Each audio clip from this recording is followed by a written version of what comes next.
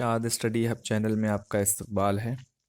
میں محمد دلشاد تیسری جماعت کے نصاب میں شامل ابتدائی اردو کا نواں سبق لے کر آپ کی خدمت میں حاضر ہوں۔ آج کے سبق کا عنوان ہے نیم کا پیڑ۔ ہمارے آس پاس بے شمار درخت رہتے ہیں، پیڑ رہتے ہیں، لیکن ہم نیم کے پیڑ کے بارے میں پڑھیں گے کہ اس کی پتیاں، اس کی ٹہنیاں، اس کا پھل کن کن بیماریوں میں کام آتا ہے اور وہ کتنا فائدہ مند درخت ہے۔ چلیے شروع کرتے ہیں۔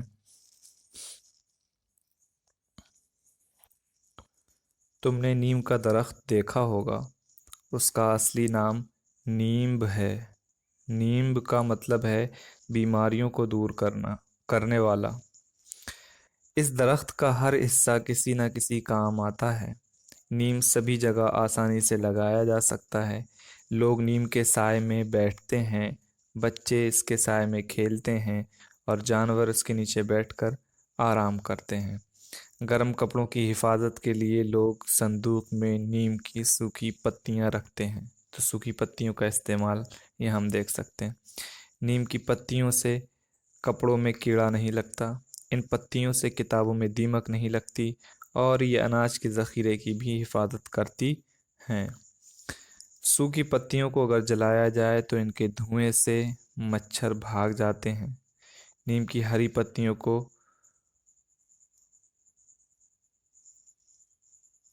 پانی میں ابال کر نہانے سے خارش یعنی کھجلی دور ہو جاتی ہے۔ نیم کے درخت پر پھول لگتے ہیں۔ اس کے پھل کو نبولی یا نمکولی کہتے ہیں۔ اس کو کھانے سے پیٹ کی بیماریاں دور ہو جاتی ہیں۔ اس کی گٹلی سے تیل بھی نکالا جاتا ہے، جس سے جو بہت سے کاموں میں استعمال ہوتا ہے۔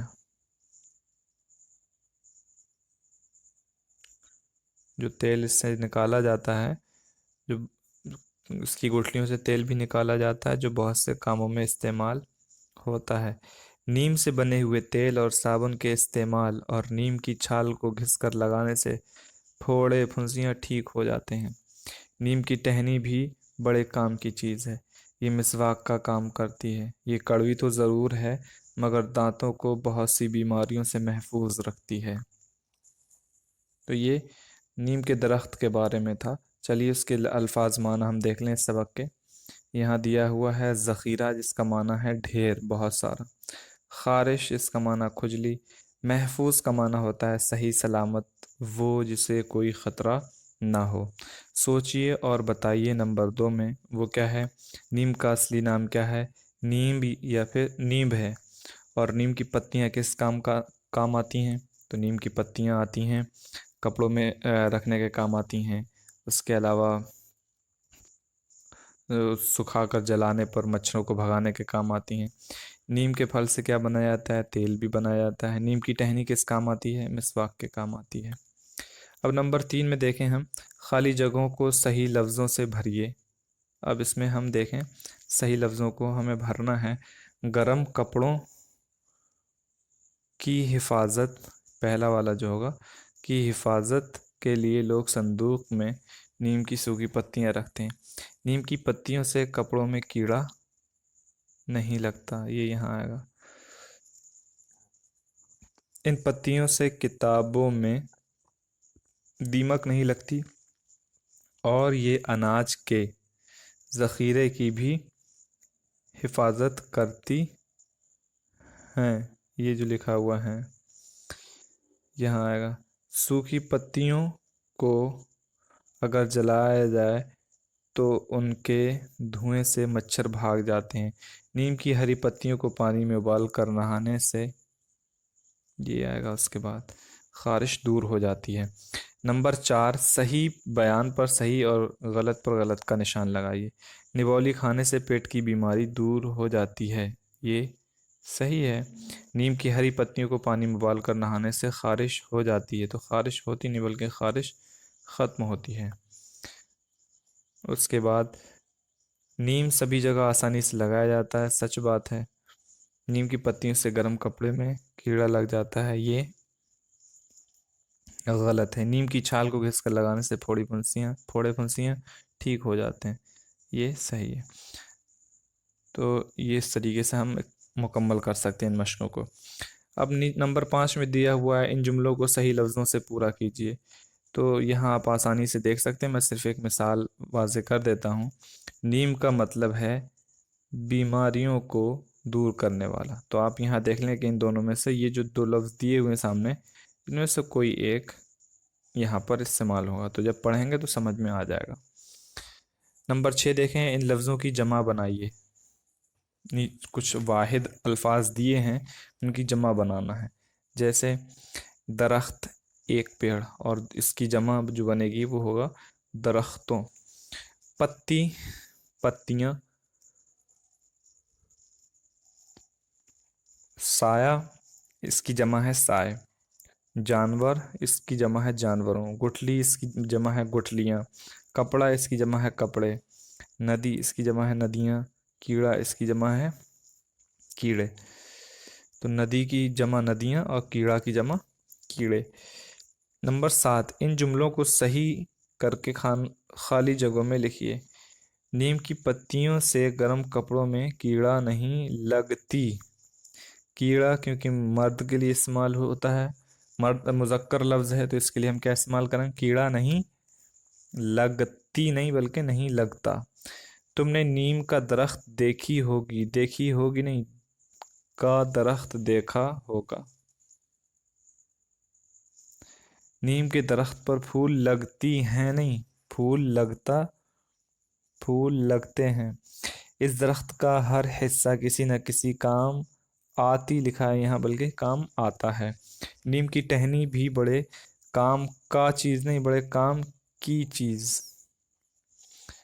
اس کے بعد نمبر 8 دیکھ لیں، پچھلے سبق میں آپ نے مذکر اور مؤنث کی تعریف پڑھی، اس کی مدد سے نیچے دیے ہوئے لفظوں کو خانوں کے مطابق لکھیے۔ یعنی جو مذکر لفظ ہے، آپ ان مذکر الفاظ جو ہیں ان کو آپ اس والے باکس میں لکھیں گے، ان باکسز میں، اور جو مؤنث ہے ان کو اس باکسز میں لکھیں گے۔ اب شروع کرتے ہیں یہ والا۔ درخت مذکر، کھیل مذکر، جگہ مذکر، جانور مذکر استعمال ہوا ہے، کپڑا، آرام، صندوق، دیمک وغیرہ۔ مؤنث میں بیماری نہیں، یہاں جو دیمک آئے گا وہ نیچے آئے گا اس والے میں، اور یہاں گٹھلی۔ اب دیکھیں مؤنث کے لیے آئے گا ایک تو بیماری مؤنث، جگہ، حفاظت،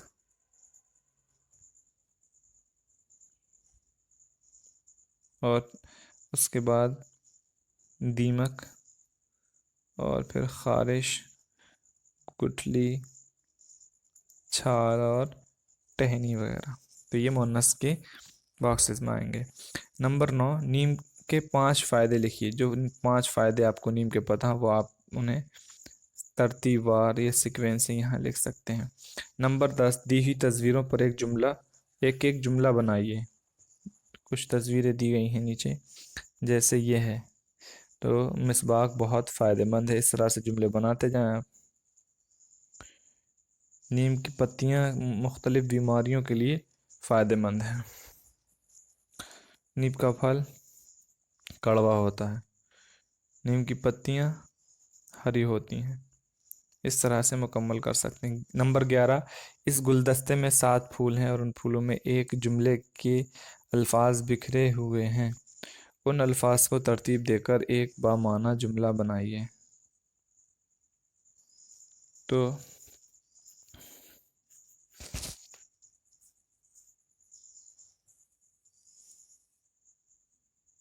یہاں پر دیا ہوا ہے، نبولی لکھا ہوا ہے، یہ اس والے حصے میں لکھا ہے نبولی، یہاں لکھا ہے نیم، یہاں لکھا ہے کو، اور یہاں لکھا ہوا ہے پھل کے، یہاں لکھا ہے ہیں، اور یہاں لکھا ہے اس والے اس میں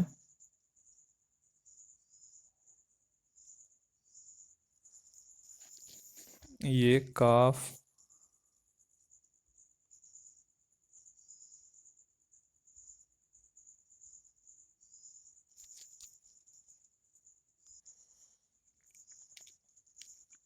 جو اس میں جو لکھا ہوا ہے، معذرت، یہ جو لکھا ہوا ہے یہاں کہتے، تو کس طریقے سے اس کو دیکھیں گے آپ ایک بار سرسری طور پہ دیکھ لیں۔ یہ اس والی پتی میں نیم کے پھل کو نوالی کہتے ہیں، اس طرح سے ایسے سمجھ سکتے ہیں۔ امید ہے کہ یہ سبق آپ کو سمجھ میں آ گیا ہوگا۔ کسی بھی طرح کی کوئی پریشانی پیش آتی ہے تو آپ اسے کمنٹ باکس میں ضرور ڈسکس کریں اور دوسروں تک اس کو شیئر کریں تاکہ دوسرے لوگ اس سے فائدہ اٹھا سکیں۔ امید ہے کہ یہ سبق سمجھ میں آ گیا ہوگا۔ آج کے لیے اتنا ہی، تب تک اپنا خیال رکھیں، ملتے ہیں آپ سے اگلی ویڈیو میں۔ اللہ حافظ۔